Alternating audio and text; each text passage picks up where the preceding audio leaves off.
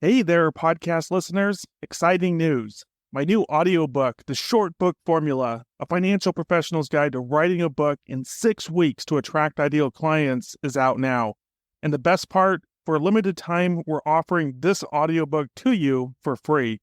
Hurry over to www.theshortbookformula.com and claim your copy now. And now, on to our show. If you're like most successful professionals and business owners, you probably wondered if there's more to managing wealth than just chasing returns. What if the secret to financial confidence isn't found in complex strategies, but in a deeper understanding of what brings true peace of mind? Our guest today brings a fascinating and unconventional perspective to this question. Shuey Wyne has not only built a successful career helping to manage over $1.6 billion in assets at RVW Wealth, but he brings something truly unique to the table: his background as an ordained rabbi and years of experience counseling people through life's most challenging moments. In his new Amazon bestseller, Worry-Free Wealth, Shuey challenges the traditional notion that successful investing is all about complex strategies and chasing returns. Instead, he weaves together timeless wisdom from his rabbinical training with evidence-based investing principles to show us how to achieve what he calls worry-free wealth, something that goes far beyond just portfolio performance. Welcome, Shuey. How are you doing today? Doing really, really well, Paul. Thank you for having me. Yeah, my pleasure. It's good to see you. So I've been looking forward to our conversation today. First and foremost, congratulations on the new book and congratulations on hitting Amazon bestseller status. That's pretty cool. Yes, thank you. Feels good to hear that. I actually did not anticipate initially the book taking off Yeah. and having as much of an impact as, thank God, it's had. But yeah, it's really exciting, and just the broad reach. It's really seems to be getting some positive feedback. Very cool. Today's interview, we'll deep dive a little bit into the book and your background and all those good things. But before we get into the book, I'd love just to ask you a little bit about your own backstory and who you are, and how did you go from where you started to where you are today? Sure, absolutely. Pretty unconventional, I guess, for a wealth manager. I was born and raised in Vegas in the family of a really rabbinic household. My father, and he's still going strong and well, God bless him, he was very, very influential in building the Las Vegas Jewish community. In the Jewish and more of the Orthodox world, it's rapidly, like wildfire, growing. And my dad has really been at the forefront of that. And his base is he's a pulpit rabbi, and he's an excellent public speaker. So I grew up in that path and that educational system. And I was really taking his footsteps and following his footsteps. It was almost the expectation for years that I was going to follow after him and be a rabbi myself. And he really positioned me well to do that. And as the years evolved, I had the merit to learn and study and grow from tremendous role models in that space. Fast forward many years, I ultimately did receive my official rabbinical ordination, which was a very vigorous process and very in-depth Talmudic studies and Jewish law. And then I came back and I was part of the family business, so to speak, the synagogue that my father had founded and really built out, and many organizations have really sprouted out from that. I began working alongside him as associate rabbi and was doing that and really enjoyed that. And then fast forward many years later, right now, as I got more into the business world, I am a senior wealth advisor at a wealth management firm called RVW Wealth. We manage about 1.6 billion in assets collectively. Yeah. And we do private wealth management. We do company-wide 401k plans. So that is a little bit of a snapshot of where I came from and where I'm at today. That's awesome. I can imagine those are two pretty different worlds. Yes, and I would think so. And on the surface, it seems that way. But what I have learned and what I'm learning more and more as I learn every day, they're very, very intertwined. And I feel that not only the thinking and the process behind the rabbinical training, not only was it preventing me from being more knowledgeable and more of, I try when my goal is to be an expert in the wealth management space, but it really has enabled and propelled me to be even more impactful and be able to help clients in a deeper and meaningful way. I'm curious, how so?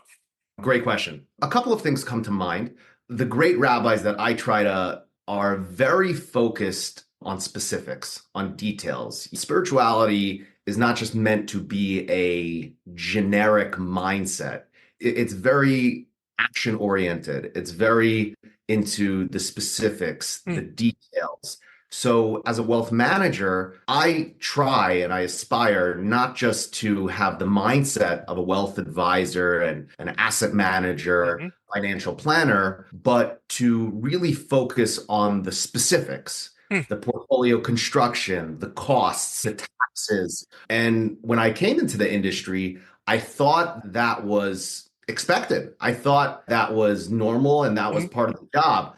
But what I've come to see is that a lot of times in this business, your average financial advisor can really be just a salesman of sorts and various products and not necessarily aligning what they're doing with the specific detailed goals and aspirations and hopes and fears, particular client that they're working with. So I think the rabbinical component really conditioned me to do that. Also, just to be able to have the proper empathy. When you're dealing with people's money, it is the most absolute private, sacred component in their life. And there's so many nuances, and it's not just about the numbers. It's really about their feelings and their goals and their comfort. And what we call, actually, the tagline of our firm is RVW Wealth, because peace of mind is everything. Really the goal, and that's really a core message of the book. So we don't view ourselves in the money management business say. We really view ourselves in the sleep business, the peace of mind business. It's through designing a portfolio that addresses those particular needs and really fulfilling and having the proper care that an excellent rabbi does have. So I would say those two components, very specificity oriented, as well as having the empathy and the care. It sounds like you actually did become a rabbi, but just in a different format, because you're a counselor.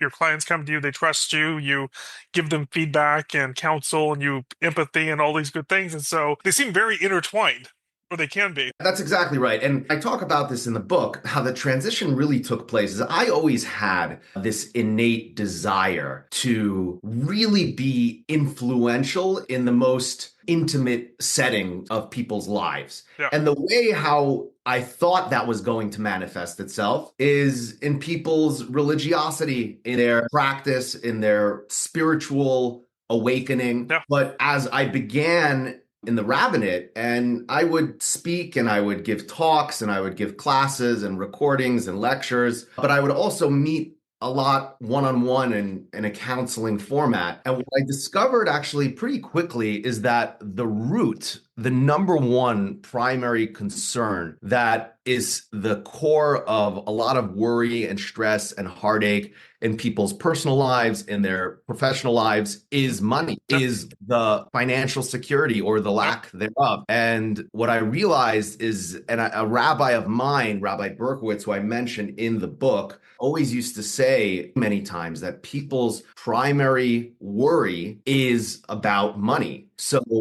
that kind of transitioned myself into realizing that maybe my calling is to really focus in on providing that financial security, that peace of mind, and to take away the worry. It's actually a Talmudic teaching that the more assets a person has, the more worry they have. The Hebrew words are marbe nechasim, marbe daiga, which means the more possessions, material possessions that a person owns, naturally, the more worry and concern they will have.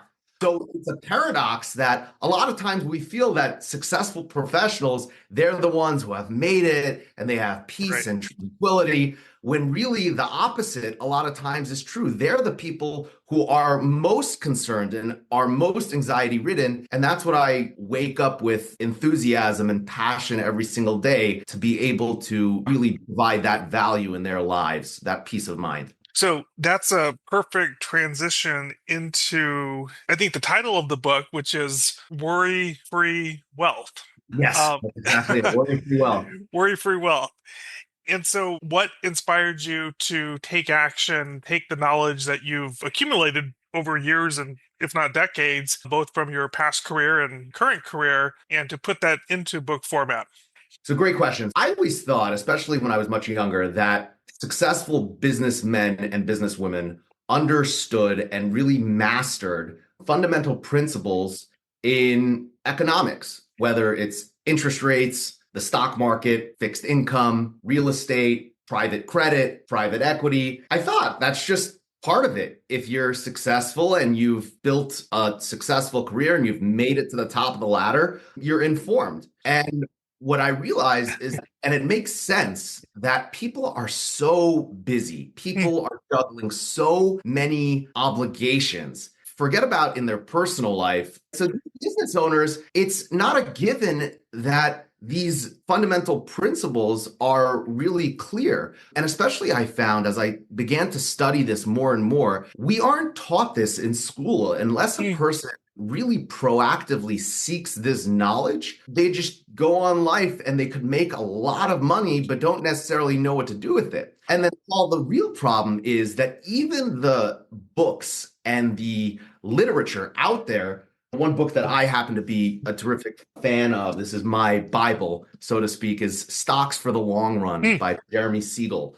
That's a big, I'm just noticing right now that that's a very big and Yes, thick very big, book. very thick textbook. And although the content is fantastic and a lot of the evidence-based investing that we implement into our practice is based on data like this, but for the average and even successful consumer, who's got time and who's got the headspace to sit down and say, stocks for the long run? It's too intimidating. Men, women, mothers, fathers. It's too much. That's a huge book, and I'm sure there's a lot of wisdom in it. I'm a business owner, but I don't know that I have the time or inclination to sit down and read that book. I would rather have someone like you read the book and then tell me what I need to know. Exactly right. And busy professionals and successful entrepreneurs, they're making a lot of money, but the reason why they're making a lot of money is because they're immersed in their expertise. Exactly. So what I set out as a goal of mine, and there were many junctures throughout the process of writing the book that I was making a concerted effort. How do I simplify this and simplify it even more? And that was a lot of fine tuning, but that was really my motive to write the book, to be able to deliver to the successful business owner, entrepreneur, or even someone who's a retiree and has worked decades to build a core nest egg wealth, for them to be able to understand various fundamental principles in the most ideal way of managing, preserving, and growing their wealth.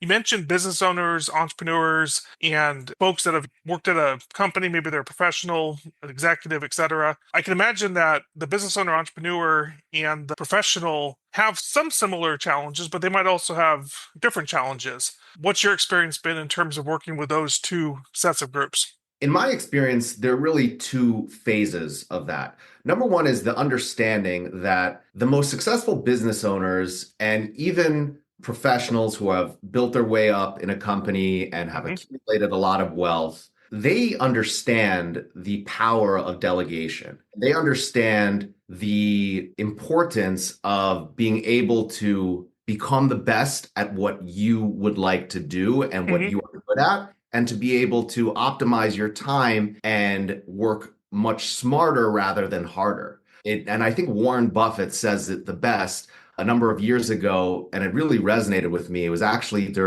I believe it was during COVID in the Berkshire Hathaway shareholders conference in Omaha. There was this 11, 12-year-old girl who asked Warren Buffett, she said, we're in very auspicious times, volatile stock market, there's wars in the world, interest rates are rising, inflation is really bad. What would be the one stock that you, Mr. Buffett, would be confident in investing? Without even blinking an eye, he responded, better than the one stock, the best investment you can make is in yourself. That means is whether you're a doctor, you're a lawyer, you're a singer, become the best at what you are doing. Now, business owners understand that no matter what industry you're in, but then the problem is, okay, so now you build all this wealth, what do you do with it? The understanding, so to get back to your question of the challenges of that these business owners, retirees, they face is they're doing correctly managing their expertise, but managing their wealth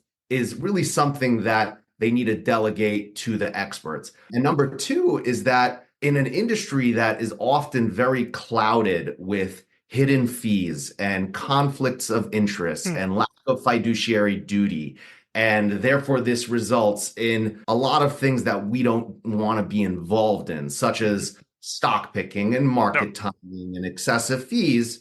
That's really a challenge as well. Once you're past the first phase, that you have the awareness that you do need to delegate this. Second phase is really being able to identify a professional that you can truly have worry-free wealth in a way that it's optimized and done in an ideal manner. So one of the things you just mentioned was being a fiduciary. It's a term that I'm sure people have heard, but maybe not always understand fully. What is a fiduciary? Why is that important? Fantastic question, Paul. So a fiduciary means that your sole interest is the client's long-term financial well-being. And I'll say that again. Your sole interest is their well-being, not yours. And what that means is that very often, and I was surprised to learn this, I thought it would be, especially coming from being a rabbi and aspiring to have integrity and doing what's kosher and not doing what's not kosher, you would think that it would be required to do what's in the best interest of the clients. But what you realize is that a lot of the advice and the products and the guidance which is provided in the financial advisory community is filled with commissions, kickbacks, incentives, all sorts of targets to reach. If you get a certain sales target and a proprietary product, you get a cruise in the summer. And what I and our team sought out to do was to be able to be wealth advisors in a conflict-free manner and to only be focused. Our interests are only aligned with the client's interests. We only get paid from the client. And that by default means that our alliance is only with the client because it's in the interest of their long-term financial well-being. Here's a question I have for you. In the years that you've been doing this, what's the biggest mistake you see people making with their money? Or what are a few couple mistakes that you see? I'm sure that you see patterns of behaviors. Great question. First thing that comes to mind is getting divorced. Okay, there you go. Way to lose half of what you got. And what people don't realize is to double your expenses. Very often we have situations that a household could be living comfortably as a married couple, but when they get divorced, forget about the legal fees that go into it. It's hard to get ahead, especially when there are multiple divorces. When you're splitting in half, many times it's really hard to get ahead. Another two quick mistakes that come to mind is number one, uninsured, not having adequate insurance or not having insurance at all, having that exposure. Can you give me an example of that? For example, people's auto insurance, very often people will just take what's required minimally by the state, which could be anywhere from $10,000 to $50,000. Okay. And you, God forbid, rear end someone or hit a cyclist unintentionally, that amount is eaten up very quickly. If someone gets injured, the first few hours in the operating ambulance going to the hospital, that underinsured exposure can wipe you out. That's our client's biggest risk, is being underinsured. And by the way, part of being a fiduciary is that's not even something that we really directly do. I was about to ask you that. I mean, you're not in the auto insurance business. Right, that's exactly right. But we are in the peace of mind business. And although it's not an income producing asset or a core nest egg wealth asset, but it helps you sleep at night, knowing that there's so much in this world that we can't control. Being underinsured, if that's something that we could control by having an umbrella policy or adequate life insurance and to be properly have your estate plan in order, things of that nature is all part of the peace of mind component, even though we're not getting compensated on it. And very often we're referring elsewhere what's in the client's best interest, not in our best interest. Do you find that most people are underinsured in one or more areas when they first come to you? Yes, for sure. Not having adequate umbrella insurance, which we had a client recently who someone was walking in front of their home with their dog and tripped on the curb right in front of the house that wasn't leveled exactly. That resulted in a $2 million lawsuit. Wow. And these are things that are not covered just by your standard home insurance, particularly in our community, like clockwork. At least once a year, you have a situation that a breadwinner is lost and they did not have the proper or adequate life insurance. And community is now being relied upon to support, whether it's a widow or children. And that is very common. And it's really a campaign that our firm goes on. And it's not a moneymaker for us, but it's just basic peace of mind to know that if you love your family, we don't call it life insurance, we call it love insurance, right? If you love your spouse or your kids, it doesn't have to be both, just one of them. And then other components as well. I wanted to say divorce, underinsured. And then when people are swinging for the fences, really, when it comes to speculative investments, a buddy's new startup sets that. One of the concepts that you talk about in the book is the wealth pyramid. What is the wealth pyramid?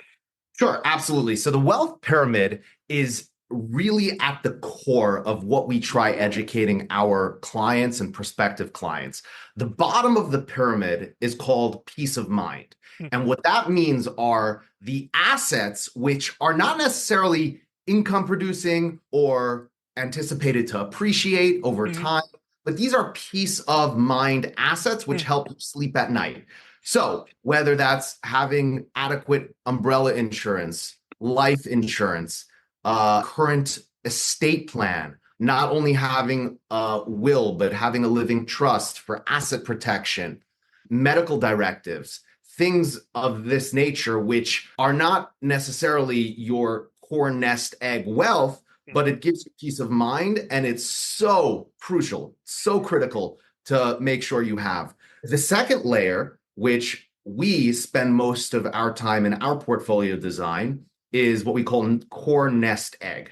Now, what makes up the core nest egg, and this is very critical because what we find is a lot of times people do not have the awareness or people get confused. What should be my core nest egg? The way we access core nest egg wealth is through diversified equities, synonymous with stocks. That's for growing value and growing dividends. Next one is real estate, diversified income producing real estate. Third is private credit, which is an alternative asset class, which is more income generated focused.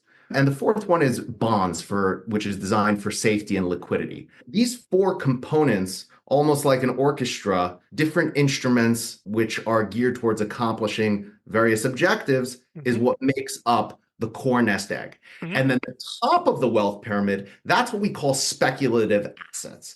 And Paul, what's so critical about this is we're not opposed to speculative assets, but if you're in the stage of life and you could afford it, go for it, have fun. Just at least have the awareness of what's speculative and what's core nest egg. Your buddy's opening a pizza shop down the block and you want to make an investment to have 15% equity, great. It's speculative. It's not a business with a balance sheet with 200 years of data that we can focus on various attributes and factors and profitability and balance sheets and revenue. It's speculative, right? Cryptocurrency. we don't have the tools to determine what the inherent value of that asset is. It's actually, they call it the greater fool theory, that I'm a fool, so I'm going to pay $100,000 for this coin because I feel there's a greater fool out there that's going to pay more. But that's not how business people evaluate assets. You want to try to strike it rich by going to the roulette table or doing one of these things, great. But just at least know what asset class belongs in the appropriate bucket. And by having that clarity, that really does help pave a path forward for a person to have that ultimate security and peace of mind. Just out of curiosity, do you find that how many people are in that speculative section without the proper two other layers? Do you find that's a lot of people, or is that a few people? I would say that is probably the most common mistakes that we see, especially highly educated professionals, whether it's physicians or attorneys. Once you make it big and you make money, and your friend comes to you with a real estate multifamily syndication deal and promising a 24% APR over the next 18 months, that desire and rush to swing for the fences and to strike it rich, and is obviously much more flashy, that a lot of times we find people confusing and not having the awareness as to what's core nest egg and what's speculative and what you can afford and what objective each one is trying to meet. I was watching the show on Netflix about athletes, and I think it was with Dwayne Johnson, and he was a financial advisor for athletes. And just my takeaway from watching that was that they're getting bombarded with these essentially flashy investments that maybe they're good, maybe they're not, who knows? But to your point, if you don't have the core nest egg and the first layer, then that's just a whole lot of risk you're taking on.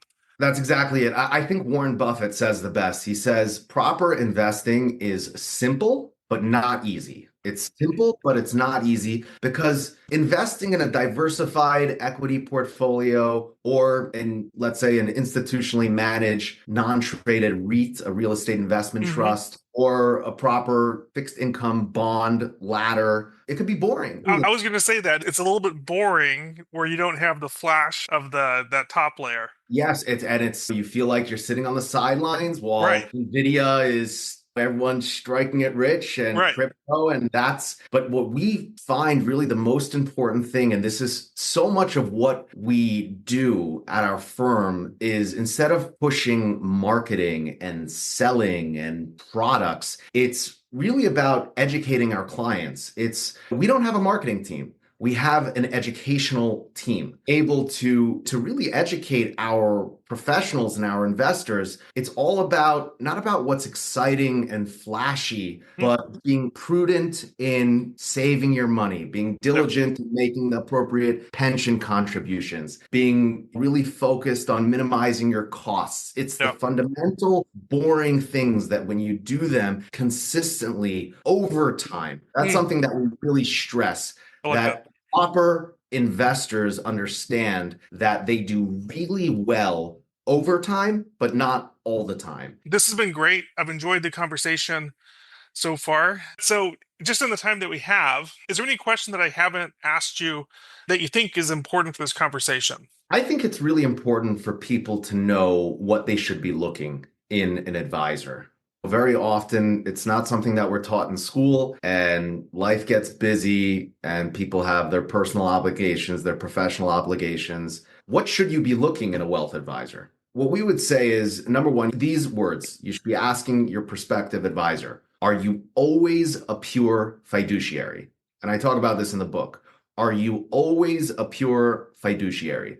And if the answer is no, if the answer is some sort of pause or newly discovered speech impediment, walk out right there, because it's so critical to understand and to know that all the time, not some of the time, all the time, every single decision is being made in your interest and not somebody else's. And that's really what gives people the peace of mind in our firm, in our experience, to know that there's a steady hand on the tiller, always paving a path forward, albeit through a lot of times choppy waters, market volatility.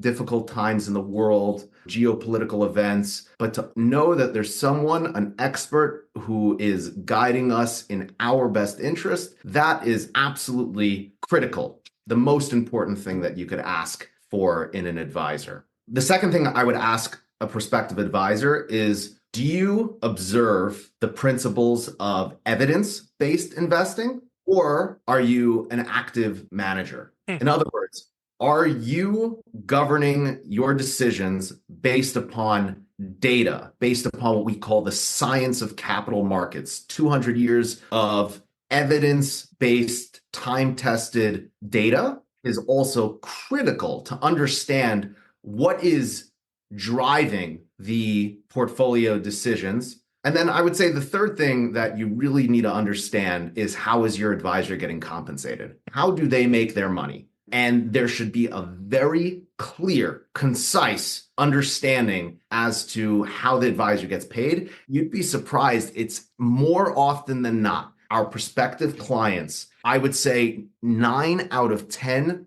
prospective clients do not know at all or do not have an accurate picture of how the advisor is getting paid, and do not get a full answer, do not get an accurate answer. But I'll give you one example. Very often, someone will ask their advisor that they've been at in one of the broker dealers or the Wall Street wirehouses, what's your fee? What's your advisory fee?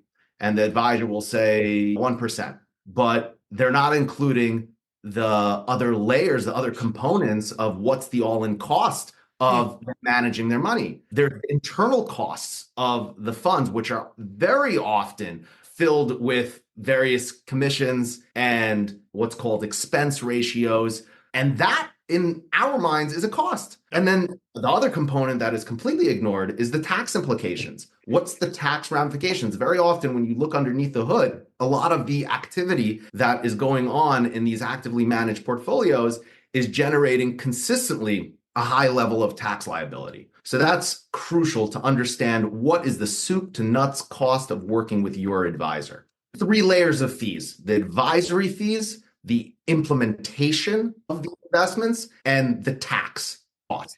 Those are really the 3 layers. And the truth is, if the answer to any one of those questions, the advisor himself doesn't know, so then you really get the hell out of it. And it's funny, but as funny as it is, it's sad. We are in an industry they're fantastic salesmen, and they specialize in golfing and going to sports games with their clients and whining and dining. But the second it comes to actually being data centric, our team is built of a bunch of CFAs and CPAs, number crunchers. We don't have anyone who's spending time on the golf courses. And that's really who you want to be working with, and make sure that your advisor is surrounding himself with a team of evidence-based investing. Final question. So for someone listening to this conversation and they want to either get a copy of your book or they want to reach out to you directly, what are the best ways for them to do so? I'm extremely proud to give out my direct cell phone number. My number is 702-371-2547. I'll even say that again, 702-371-2547. One of the ways that I decided very early on is how I try to differentiate myself and my team is that there's none of this business of, hey, here's my Calendly link, call my secretary on Monday morning. You could call me, you could text me. Of course, my email is SW, as in Shuey Wyne, at RVWwealth.com. That's SW at RVW, as in Rip Van Winkle, wealth.com. And then for the book, what's the best way for them to get a copy of the book? So the book is available on Amazon, and thankfully we've had a lot of success there. That's why it's Amazon.com best-selling. That's right. But you can gain direct access, actually for free, the ebook and the audiobook version on worryfreewealthbook.com. That's worryfreewealthbook.com. You could gain instant free access to the ebook, to the audiobook, and then of course on Amazon, Worry Free Wealth, Shuey Wyne. You could get the hardcover, the soft cover, the paperback, the audiobook, and the Kindle version as well. Awesome. This has been awesome talking to you today. I've really enjoyed the conversation. I've written down a few nuggets, and I appreciate your time today. Thank you, Paul. I appreciate you, and I know how influential you are in the world and the advisor community. So really appreciate you having me on. Yeah, my pleasure. All right. Bye for now.